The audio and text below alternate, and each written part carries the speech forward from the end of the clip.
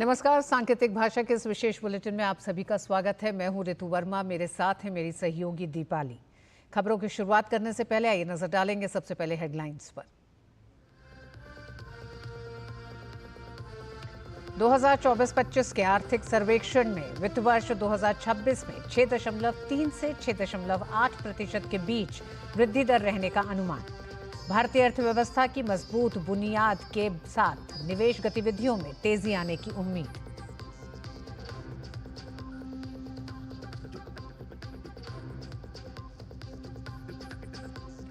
मुख्य आर्थिक सलाहकार ने आर्थिक सर्वेक्षण को बताया पथ प्रदर्शक। अर्थव्यवस्था में तेज वृद्धि की जताई उम्मीद। कहा कृषि उद्योग और सेवाओं के क्षेत्र में उल्लेखनीय वृद्धि।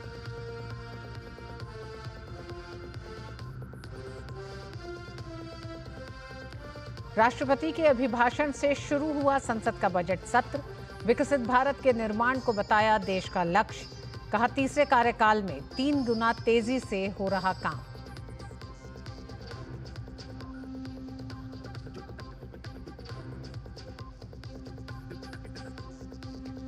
प्रधानमंत्री नरेंद्र मोदी ने दिल्ली के द्वारका में एक चुनावी रैली को संबोधित करते हुए दिया नारा, दिल वालों की दिल्ली ने ठाना है कि आपदा वालों को भगाना है।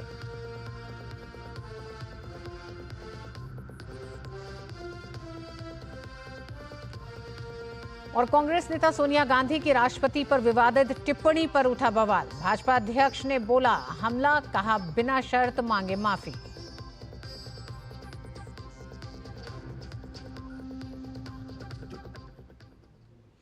वित्त मंत्री निर्मला सीतारमण ने संसद में आर्थिक सर्वेक्षण 2024-25 पेश किया। सर्वेक्षण में बताया गया कि वित्त वर्ष 25-26 में वैश्विक अनिश्चितता के बीच भारत की जीडीपी 6.3 से 6.8% की दर से बढ़ सकती है। आर्थिक सर्वेक्षण के मुताबिक महंगाई नियंत्रण में है। वित्त वर्ष 25 के अप्रैल-दिसंबर की अवधि में औसत महंगाई कम होकर 4.9 हो गई है, जो कि वित्त वर्ष 24 में 5.4% थी।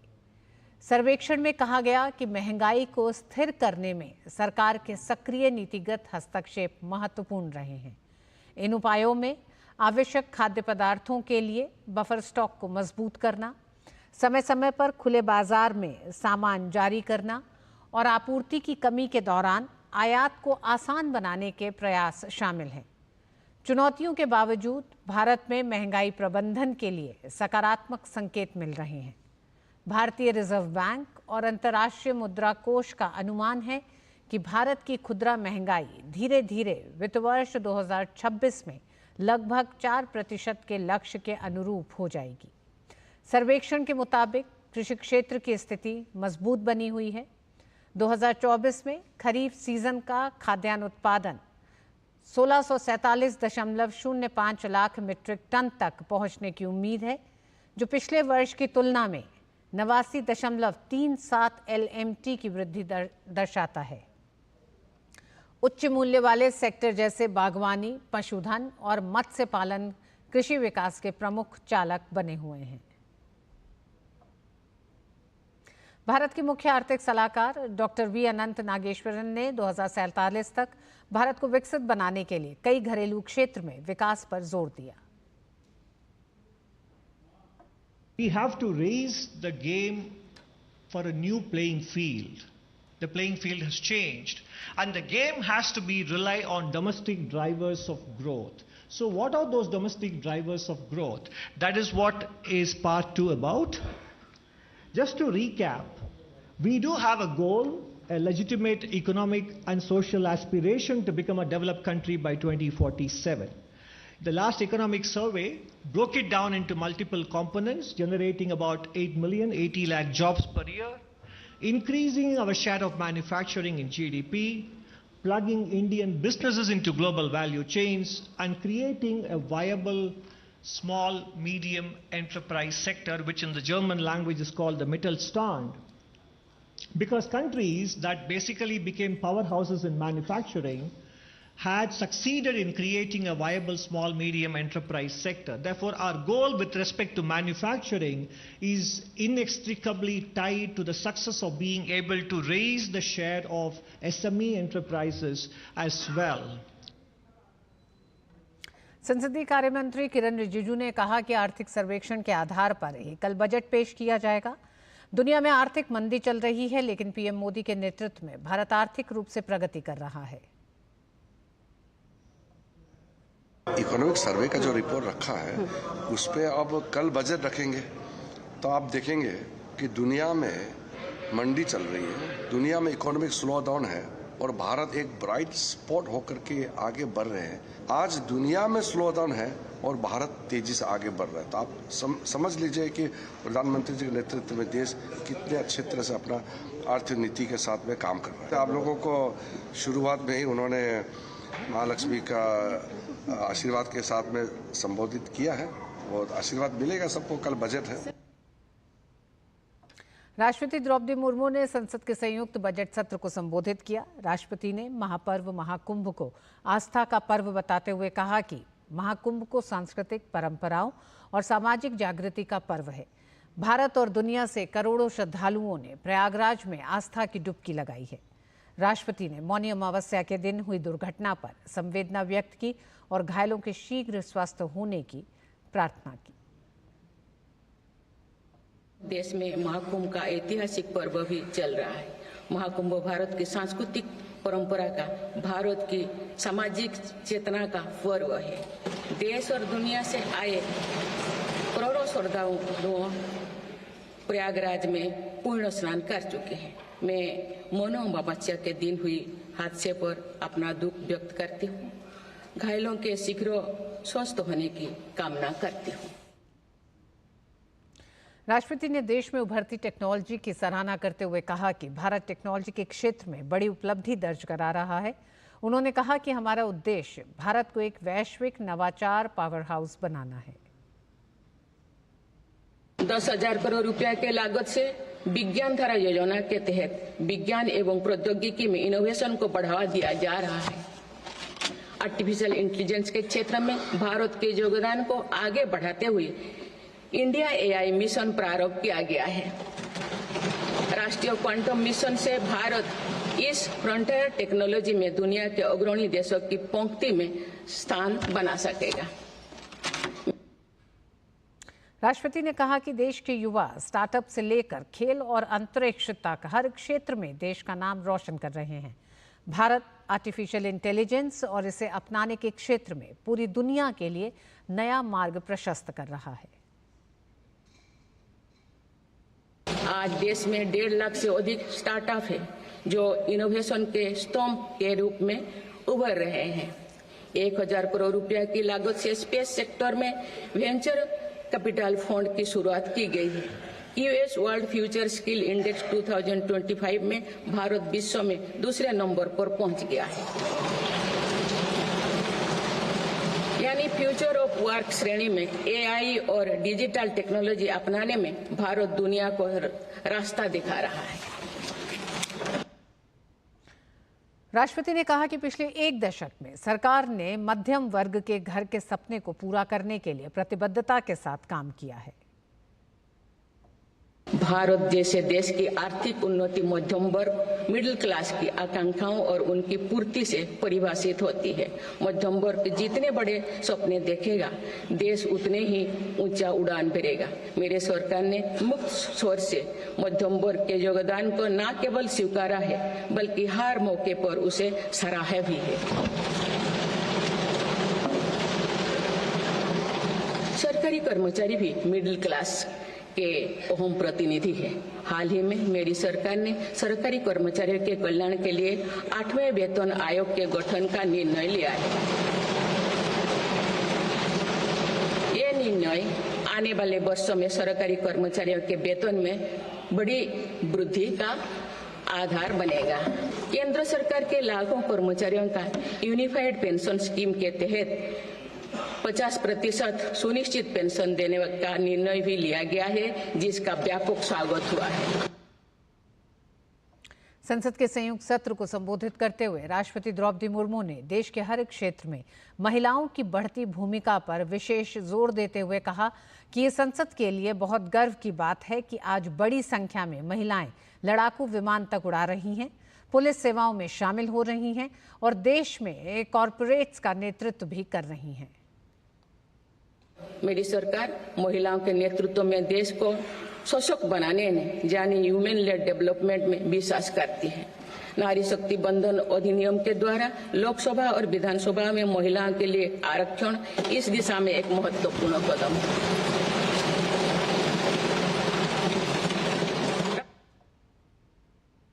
राष्ट्रपति द्रौपदी मुर्मू ने कहा कि एमएसएमई के लिए ऋण गारंटी योजना और ई कॉमर्स निर्यात केंद्र देश के सभी क्षेत्रों में व्यापार को प्रोत्साहित कर रहे हैं।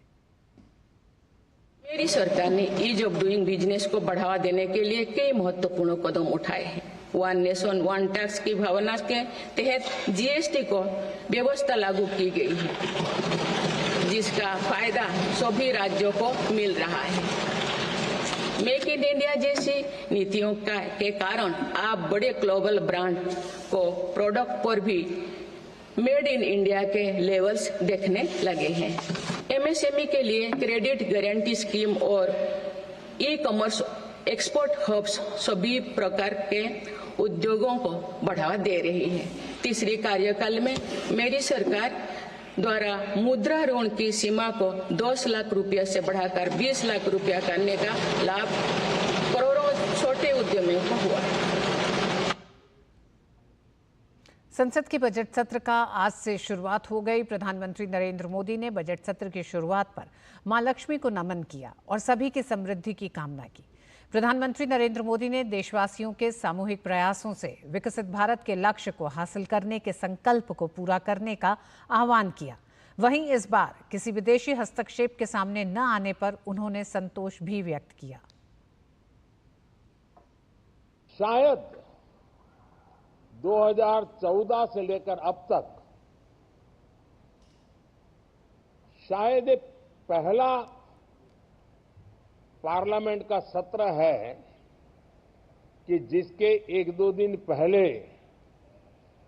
कोई विदेशी चिंगारी नहीं प्रगटी है।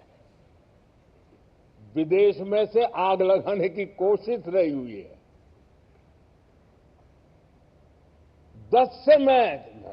10 साल से यानी 14 से देख रहा हूं, हर सत्र के पहले शरारत करने के लिए लोग तैयार बैठते थे और यहां उसको हवा देने वालों की कोई कमी नहीं है।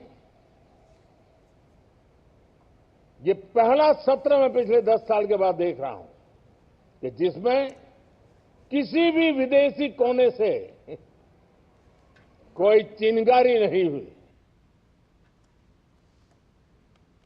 संसद के संयुक्त सत्र में राष्ट्रपति द्रौपदी मुर्मू के अभिभाषण पर कांग्रेस नेताओं के बयान पर सियासत गर्मा गई है। कांग्रेस नेता सोनिया गांधी के राष्ट्रपति के लिए की गई टिप्पणी पर विवाद हो गया है। राष्ट्रपति के अभिभाषण पर जब सोनिया गांधी से पूछा गया तो उन्होंने शुरुआत में सीधे मीडिया को कोई जवाब नहीं दिया। इस बीच सोनिया गांधी और राहुल गांधी आपस में राष्ट्रपति के अभिभाषण पर चर्चा करते दिखाई दिए।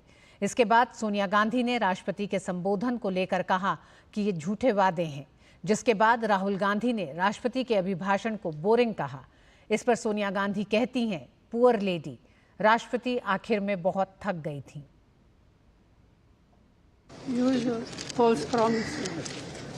Boring.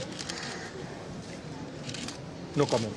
No, the poor lady, the president was getting very tired by the end.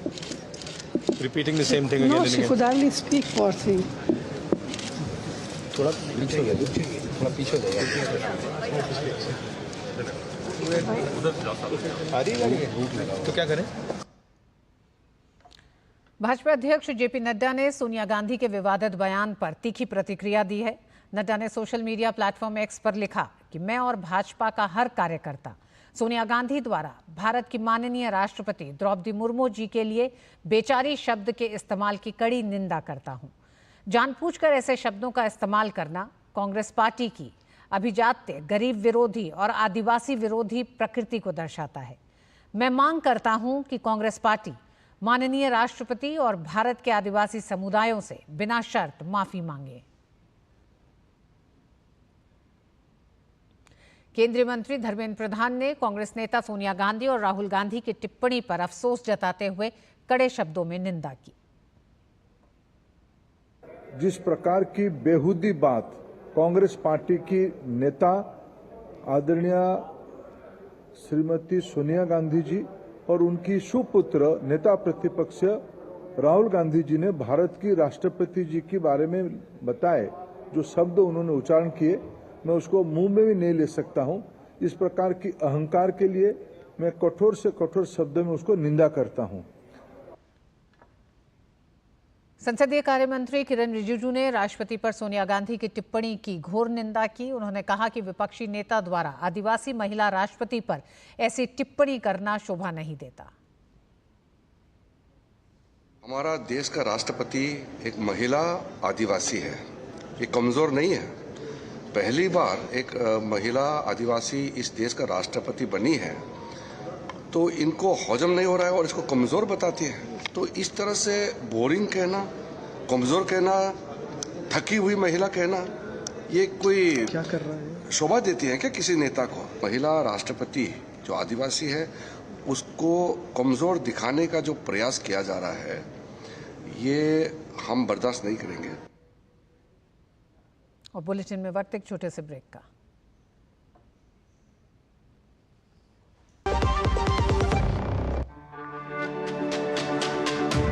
मेरी पसंद, मेरी पसंद, मेरी पसंद, मेरी पसंद, हमारी पसंद, हम सबकी पसंद। मजबूत देश का मजबूत सरिया हो गया स्टील। दिल्ली के पूर्व मुख्यमंत्री और आम आदमी पार्टी के राष्ट्रीय संयोजक अरविंद केजरीवाल यमुना के पानी में जहर वाले बयान के मुद्दे पर चुनाव आयोग पहुंचे। यहां उन्होंने चुनाव आयोग को जवाब वाली चिट्ठी सौंपी। केजरीवाल ने मुख्य चुनाव आयुक्त राजीव कुमार को लिखी चिट्ठी में कहा कि मेरी एकमात्र चिंता दिल्ली के लोगों का स्वास्थ्य और सुरक्षा है और मैं लोकतांत्रिक सिद्धांतों की रक्षा के लिए लड़ूंगा। चुनाव आयोग के दूसरे नोटिस पर जवाब देते हुए केजरीवाल ने पूरे मामले को राजनीतिक रंग दे दिया है। केजरीवाल ने चुनाव आयोग से हरियाणा के सीएम पर आपराधिक मामला दर्ज करने की भी मांग की है। चुनाव आयोग ने इस मामले पर कहा है कि केजरीवाल के जवाब की विस्तार से जांच करेंगे और उसके आधार पर फैसला लेंगे। इस बीच केजरीवाल ने ट्वीट करके कहा कि दिल्ली के लोगों को बधाई देता हूं, आज पानी में अमोनिया का लेवल कम हो गया है। पिछले दिनों आम आदमी पार्टी ने दावा किया था कि हरियाणा की बीजेपी सरकार यमुना में अमोनिया की ज्यादा मात्रा वाला पानी भेज रही है। इसी को लेकर बीजेपी ने चुनाव आयोग से शिकायत की थी। आयोग ने पूछा था कि यमुना के पानी में किस जगह जहर मिला, सबूत दें। अमोनिया के बढ़ते लेवल के मुद्दे को जहर आदि के आरोपों से मिलाए बिना आज सुबह 11 बजे तक जवाब दें, वरना कार्रवाई की जाएगी।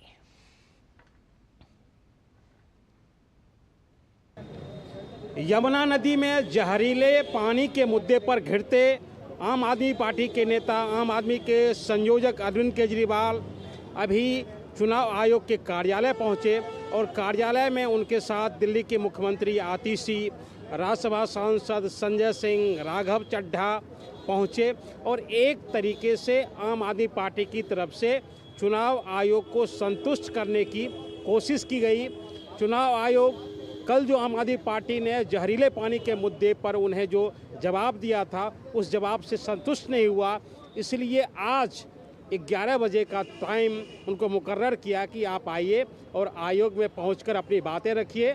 और चुनाव आयोग की तरफ से जो 5 सवाल रखे गए थे जहरीले पानी को लेकर, चुनाव आयोग ने साफ तौर पर ये कहा कि आपको किस जगह पर दिखा कि यमुना का पानी जहरीला है, उसका तथ्य क्या है। चुनाव आयोग ने यहाँ तक भी उनसे पूछा कि अगर आपके जल बोर्ड के इंजीनियर को ये पता चला कि यमुना का पानी जहरीला है तो उसके लिए क्या प्रयास किए गए, जहरीले पानी की प्रकृति क्या है। इन तमाम सवालों का आज जवाब देने के लिए अरविंद केजरीवाल यहाँ पहुँचे। कैमरामैन मोहित जोशी के साथ धीरज कुमार, डीडी न्यूज़, दिल्ली। दिल्ली विधानसभा चुनाव के बीच सियासी गहमागहमी बढ़ गई है। नई दिल्ली से कांग्रेस उम्मीदवार संदीप दीक्षित और आप संयोजक अरविंद केजरीवाल आमने सामने हैं। कांग्रेस नेता संदीप दीक्षित ने केजरीवाल को पत्र लिखकर खुली बहस के लिए चुनौती दी थी। संदीप दीक्षित की चुनौती पर अरविंद केजरीवाल जंतर मंतर नहीं पहुंचे। कांग्रेस नेता ने केजरीवाल से अपने सभी दावों पर तथ्यों और साक्ष्यों के साथ बहस करने के लिए कहा था। साथ ही केजरीवाल से जनता के सामने सही तथ्यों को रखने का भी आग्रह किया था। साहब जमुना जी पे बड़ी राजनीति करते हैं, तो जमुना जी साफ क्यों नहीं होती है, गंदी क्यों नहीं होती है?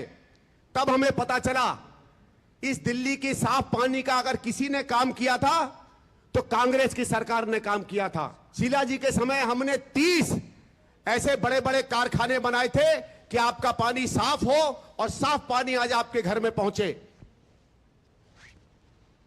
प्रधानमंत्री नरेंद्र मोदी ने दिल्ली के द्वारका में एक विशाल चुनावी रैली को संबोधित किया। उन्होंने एक नारा देकर कहा कि दिल्ली वालों की दिल्ली ने ठाना है कि आपदा वालों को भागना है।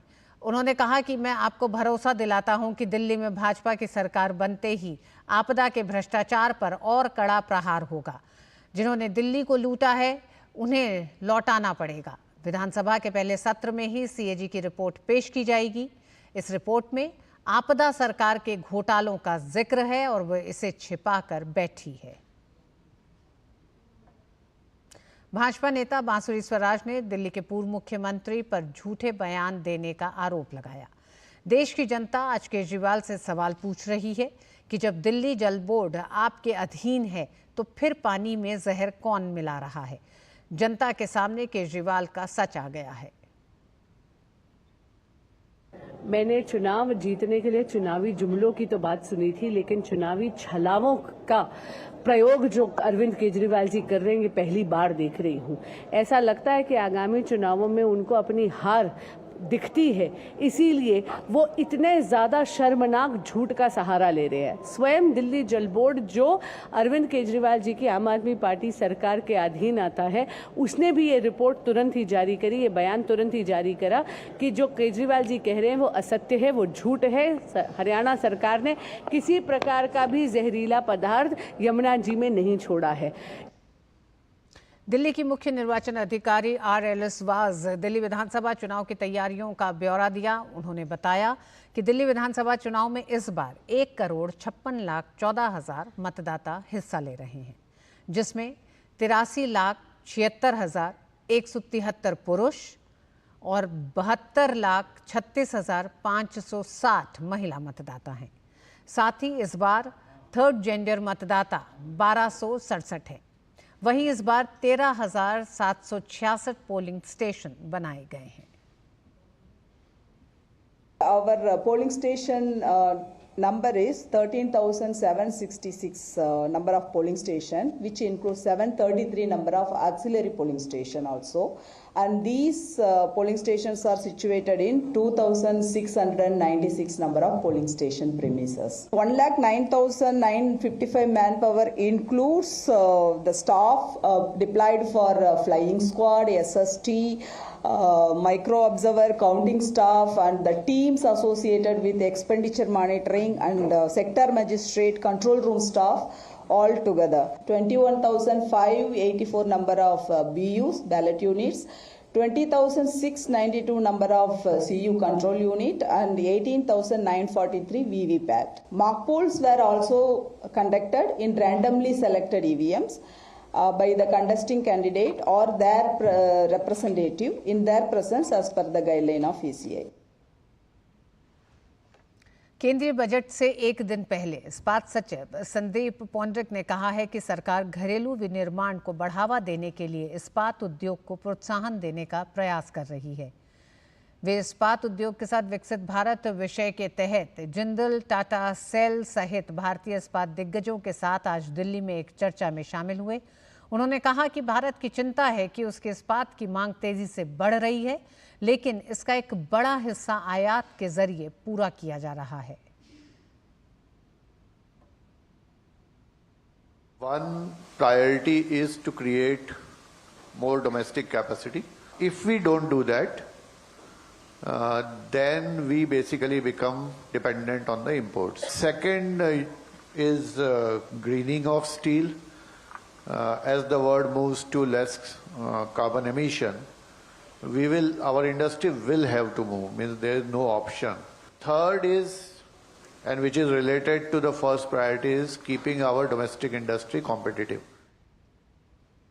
भारतीय वाणिज्य मंडल, इंडियन चैम्बर्स ऑफ कॉमर्स द्वारा आयोजित और स्टील अथॉरिटी ऑफ इंडिया और जिंदल स्टील लिमिटेड द्वारा सह प्रायोजित इस चर्चा में इस्पात सचिव ने यह भी कहा कि सरकार सामग्री सुरक्षा सुनिश्चित करने के लिए अंतर्राष्ट्रीय सहयोग पर जोर दे रही है और कोयले की खरीद को केवल ऑस्ट्रेलिया पर निर्भर न रखते हुए विविधता लाने की दिशा में काम कर रही है। उन्होंने संकेत दिया कि कोयला कई अन्य देशों से भी आयात किया जा सकता है। इसके साथ ही उन्होंने कच्चे माल की नियमित आपूर्ति सुनिश्चित करने के लिए विदेशी खदानों के अधिग्रहण पर भी बल दिया। और अब बात we are quite serious that we should incentivize domestic steel. We are trying to do that. Another thing which as a ministry we are trying to promote is cooperation in international arena. Now we see that there are three areas in which our industry can work together. One is getting raw material security. For coking coal, we are mostly dependent on imports, but we need to diversify.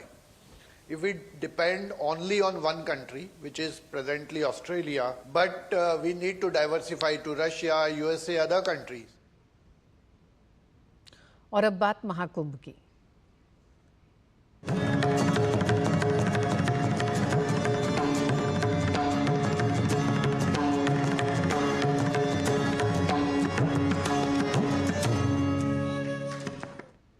Prayagraj Mahakumbh में मौनी अमावस्या के मौके पर हुई दुर्घटना के कारणों की पड़ताल के लिए गठित 3 सदस्यीय न्यायिक आयोग ने कामकाज शुरू कर दिया है। आज न्यायिक आयोग की टीम ने महाकुंभ भगदड़ घटनास्थल का दौरा किया। बता दें कि प्रयागराज महाकुंभ में मौनी अमावस्या के मौके पर स्नान के लिए उमड़ी भीड़ में भगदड़ की स्थिति बन गई थी, जिसमें 30 लोगों की मौत हो गई थी और 60 अन्य घायल हो गए थे। जिसके बाद मुख्यमंत्री योगी आदित्यनाथ ने हादसे की जांच के लिए 3 सदस्यीय न्यायिक आयोग का गठन किया था। इलाहाबाद उच्च न्यायालय के सेवानिवृत्त न्यायमूर्ति हर्ष कुमार की अध्यक्षता वाले इस आयोग में सेवानिवृत्त IAS अफसर DK सिंह और सेवानिवृत्त IPS अधिकारी VK गुप्ता भी शामिल हैं। आयोग अपने गठन के 1 महीने के अंदर मामले की जांच रिपोर्ट देगा।